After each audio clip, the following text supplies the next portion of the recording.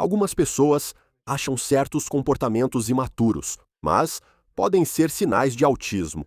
Vou explicar isso agora, mostrando 5 atitudes que parecem infantis, mas estão ligadas ao autismo. Vamos começar pela primeira: medos ou fobias infantis. Agora, pessoas autistas, adultos autistas como eu, às vezes podem ter medo de coisas que podem parecer infantis, como medo do escuro, medo de balões estourando. Agora, eu tive uma fobia do escuro por muitos anos, até eu ter uns 35, 36 anos. E levou um tempo para eu conseguir superar isso, mas eventualmente eu consegui superar esse tipo de medo. Mas por que eles acontecem? Por que eles existem? O que isso significa? E as pessoas acham que essas coisas são infantis. Porque quando você é um adulto de verdade, que tem filhos, as pessoas acham que você deveria ser capaz de lidar com as coisas. Tipo, ninguém tem medo do escuro. Quando você é pai e homem, espera-se que seja uma figura masculina de referência para seus filhos, mas pode ter medo do escuro ou de balões estourando. É meio estranho, né? As pessoas dizerem que isso não é muito maduro ou coisa de adulto agora.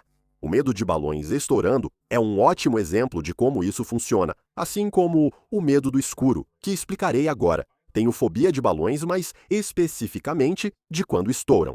E tipo, eu consigo ficar em uma sala com balões se for só eu e os balões lá por um tempinho. Se eu ficar mais tempo do que isso, eu fico com medo deles. A temperatura pode mudar, ou o vento pode mexer nos balões, ou alguma coisa pode acontecer e um deles vai estourar. O barulho alto e inesperado causa 2 coisas, sendo uma delas o fator surpresa. Pessoas autistas gostam de saber o que vai acontecer em seguida. Elas gostam de rotina, gostam de estrutura, gostam da repetição de algo. E gostam disso, porque é previsível. E previsível significa que não assusta, menos medo do desconhecido, porque estamos buscando conforto para coisas que não entendemos. Balões estourando de repente são um lembrete de que não podemos controlar algo ou que a rotina está fora do lugar. E é como se isso nos assusta. É como se alguém me jogasse em uma banheira de água gelada. É horrível agora. Além disso, pessoas no espectro do autismo enfrentam dificuldades de processamento sensorial, o que significa que elas podem ouvir sons muito mais altos do que realmente são, ou podem sentir cheiros de forma mais intensa do que a pessoa média, ou uma pessoa comum, ou alguém que não é autista. E todas essas coisas meio que se combinam e acabam se misturando em uma só. E são essas coisas que nos dão esses medos. Agora, o medo do escuro está mais relacionado ao toque, que pode vir junto com o autismo, ou seja, como comorbidade. Resumindo, ao apagar a luz, eu sempre temia que algo ruim acontecesse. Não era exatamente medo da luz apagada, mas do que poderia acontecer, tipo fantasmas ou seja lá o que for. Não era isso, nem o bicho-papão ou algo assim, mas tinha mais a ver com, tipo, se eu apagasse a luz, algo ruim ia acontecer. Então eu precisei fazer terapia para meio que me livrar disso. À primeira vista, o que parece uma fobia infantil, como medo do escuro, balões ou festas de aniversário, na verdade, tem um significado mais profundo. E isso faz parte da condição do espectro autista, e é por isso que é importante entender isso agora.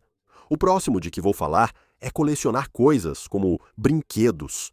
Agora, muita gente vai pensar, sabe, só crianças compram brinquedos, certo? Na verdade, muitos colecionadores de brinquedos são donos de museus ou buscam completar uma coleção. Talvez eles gostem desse gênero, que possui brinquedos na linha de produtos, etc. Mas especificamente, pessoas autistas tendem a se interessar por brinquedos em geral, porque os brinquedos representam muitas coisas diferentes. E eu vou te dar um exemplo. No meu caso, gosto de colecionar bonecos de ação de plástico e resina, porque tem algumas coisas, as cores, os detalhes deles, realmente me fazem sentir vontade de olhar para eles. Uau, isso é muito interessante, é fascinante. O detalhe, o trabalho de pintura e o cheiro e toque do plástico são sensorialmente agradáveis para mim. E isso faz parte do transtorno do espectro autista. Ter um problema de processamento sensorial faz você buscar ou evitar certos estímulos em algumas situações, dependendo de como se manifesta. Então, para mim, bonecos de ação são mais do que apenas algo que parece um brinquedo, sabe? Não é algo com que eu brinco. Eu não estou indo para casa brincar com brinquedos, certo? Na verdade, é algo mais profundo. Esse é o segundo nível. E o motivo pelo qual nós, no espectro autista, colecionamos coisas como brinquedos, aparelhos, engenhocas ou histórias em quadrinhos ou algo que pode parecer infantil, é porque essas coisas podem ser categorizadas em números, gêneros, edições ou episódios. E essa categorização ou divisão por gêneros é realmente reconfortante para o cérebro autista, porque é como Pokémon, certo? Tipo, temos 100 Pokémon no primeiro álbum, precisamos chegar a 101. E é como se esse fosse o conjunto básico, e eles têm 3 estágios evolutivos, então é legal organizar e categorizar isso, porque organização significa resultado previsível ou potencialmente previsível, o que, novamente, significa segurança e proteção para pessoas autistas. Pessoas autistas podem colecionar itens que parecem infantis à primeira vista, mas não são.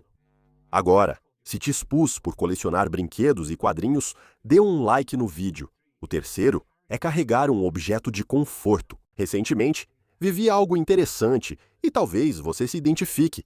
Pessoas autistas costumam carregar um objeto de conforto, mas não significa que andam com um cobertor, como crianças. Às vezes, você vê bebês pequenos com seu cobertorzinho de apego, ou brinquedo de apego, ou algo assim. Mas é parecido e tem um processo muito semelhante. Aliás, pessoal, meu nome é Dan e eu tenho autismo e TDAH. Então, se você é novo por aqui e quer aprender mais sobre essas coisas que estou falando agora, clique em inscrever-se no YouTube e siga no Facebook para mais vídeos como este. Então, em relação ao objeto de conforto que levo comigo, percebi que tenho um apego a algo que me traz conforto e que eu nem tinha percebido até este momento. Eu acabei de ir ao VidCon nos Estados Unidos e eu estava lá fazendo uma participação no VidCon. E enquanto eu estava arrumando minhas coisas, eu fiquei tipo, onde estão meus cortadores de unha? Sabe? Aqueles cortadores pequenos. Eu fiquei procurando, onde estão meus cortadores de unha? E então, eu não consegui encontrá-los e comecei a surtar. E percebi que nunca viajei sem eles. Eles são bons, um pouco caros e pesados, mas cumprem o papel. Não gosto de ser desleixado e não quero que minhas unhas fiquem compridas, nem cresçam quando estou viajando. Não acho legal. Homem com unha grande, sempre fiquei atento a isso. E comecei a surtar. Tinha alguns de reserva, não tão bons, e acabei levando eles. Mas chegou ao ponto de eu pensar, não sei o que fazer. Preciso achar esses cortadores agora. Faria qualquer coisa para encontrar os cortadores de unha. Descobrimos que a Anise tinha pegado emprestado e foi para a Europa por alguns dias. Na hora, eu surtei. Mas por quê? Porque aquilo pode parecer insignificante ou pode parecer infantil de se ter. Como um ursinho de pelúcia de apego pode ser qualquer coisa. Pode ser uma carteira, um chapéu, sabe? Eu tive toucas de conforto por muitos anos. Eu tinha uma touca de conforto. Touca de conforto. Era grande, laranja, tipo NFT da Adidas. Eu tinha essa touca. Eu adorava, mas ela era meu objeto de apego por muitos anos. E eu também tenho um moletom, tipo um moletom preto, que tem tipo um logo do YouTube Shorts na lateral. E eu uso isso o tempo todo, porque é reconfortante. E o que eu faço é colocar o capuz, e isso me faz sentir muito bem na hora. Sei que consigo me acalmar e me regular ali. Então, em termos de por que carregamos essas coisas, elas representam para nós estabilidade, calma e organização na nossa vida. Sabemos que temos essas coisas. Isso representa estabilidade para nós, o que representa resultados previsíveis, o que novamente nos dá esse conforto, certo? E eu adoro isso. Adoro mesmo. E aliás, pessoal, se vocês estão gostando disso, eu tenho mais 2 vídeos sobre esse assunto que vão sair nessa série. Então, fiquem ligados. Porque essa é só a primeira parte. Tem a parte 2 também. O objeto de conforto é interessante, mas existe porque resolve um problema em nossa vida. Tipo, sabe, talvez eu queira me sentir mais confortável, quero descomprimir e me autorregular. Então vou usar meu moletom. Ou, estou preocupado com o crescimento das minhas unhas, mas eu sei que tenho aquele cortador de unhas sempre que viajo. Isso é legal e, na verdade, é engraçado. Esse cortador de unhas específico, eu nunca fiquei sem ele por uns 20 anos. Muito interessante, né? Então o próximo é a autoestimulação oral, certo? Autoestimulação oral. No autismo, stimming significa comportamento autoestimulatório, também chamado de STEAM ou stimming para abreviar. Isso basicamente significa que fazemos coisas como balançar de um lado para o outro, quero dizer, Às vezes, eu fico mexendo os dedos, balançamos para frente e para trás, é tipo síndrome das pernas inquietas, nossas pernas ficam se mexendo. Mas muitas vezes é mastigar alguma coisa, como mastigar a gola da sua camisa ou moletom, ou os cadarços do seu moletom. Tipo, quantas pessoas fazem isso? Se eu acabei de te descrever, você tem que comentar aqui embaixo e dizer, sou eu mesmo. Tipo, eu mastigo minhas roupas, porque quando eu era criança, eu costumava mastigar minhas roupas. E eu ficava com buracos aqui, nas mangas e nas pontas das minhas roupas, e isso ficou uma loucura. Mas essa sensação de mastigar é realmente calmante. E é interessante, porque muita gente diz, crianças mastigam as roupas, sabe? Não seja tão infantil. Mas não é isso. É porque é um tipo de steaming, é um tipo de autoestimulação. Mastigar alguma coisa para ter esse tipo de retorno, para você se sentir regulado e confortável. E isso é muito interessante. Eu acho isso muito comum. E muita gente nem fala sobre isso ou nem sabe disso, né? As pessoas pensam, cara, eu achava que era só estranho. Mas não é isso. É porque você está se regulando, certo? Você está tentando se regular. E eu, na verdade, tenho algumas dicas para isso. Se você tiver interesse, pode acessar www.autismhacks.net e baixar meu livro gratuito de Autism Life Hacks. E se você colocar seus dados lá, o site pode sugerir dicas específicas para as coisas com as quais você tem mais dificuldade na sua vida. E isso é totalmente gratuito. O link vai estar aqui embaixo. Como eu disse, é só acessar www.autismhacks.net. Certo? Então, em relação ao autoestimulação oral, existem maneiras de superar isso e maneiras de ajudar com isso. Você pode comprar brinquedos mastigáveis e de estimulação para adultos autistas há vários tipos. Também descobri que mascar chiclete é ótimo, pois substitui a necessidade de mastigar outras coisas e ajuda na concentração. Então essa é uma dica realmente boa, na verdade, porque eu sei que isso destrói as roupas. E pode ser bastante constrangedor se você tem marcas de mordida em todas as suas roupas. E você vai, encontrar família, amigos, e fica oi, eu mastigo minhas roupas. E aí podem apresentar isso como algo que crianças fazem, e que é infantil, mas na verdade é algo que pessoas autistas fazem. E pode ser simplesmente porque você está no espectro. Então, o próximo assunto que vou falar aqui são as crises e os desligamentos. E todos nós sabemos que crianças têm crises, certo? E normalmente, esses colapsos são chamados de birras. E essas birras acontecem porque as crianças estão tentando ganhar controle da situação para levar vantagem ou, passar por cima dos pais, certo? É uma forma de controle dentro do grupo. E isso é algo que as crianças aprendem, elas precisam aprender. A hierarquia. E os pais são as pessoas que tomam as decisões, eles fazem as regras, blá blá blá. O interessante é que pessoas autistas mantêm esse comportamento, mas não buscam controlar para obter vantagem, como uma criança faria, sabe? Tentando estender a hora de dormir ou conseguir um doce ou algo que os pais dizem não. A crise ocorre devido à sobrecarga sensorial, como barulhos altos, luzes intensas, muitas pessoas ou decisões. Talvez as pessoas exijam demais de você.